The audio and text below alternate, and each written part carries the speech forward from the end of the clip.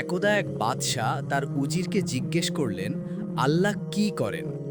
উজির উত্তর দেওয়ার জন্য সময় চাইলেন। উজির বাড়ি ফিরে দুশ্চিন্তায় পড়ে গেলেন। তা দেখে তার ছোট ছেলে জিজ্ঞেস করল, আব্বু, আপনি চিন্তিত কেন? উজির সব খুলে বললেন। ছেলেটি হাসি মুখে বলল, কাল আমাকে দরবারে নিয়ে যান, আমি উত্তর দেব।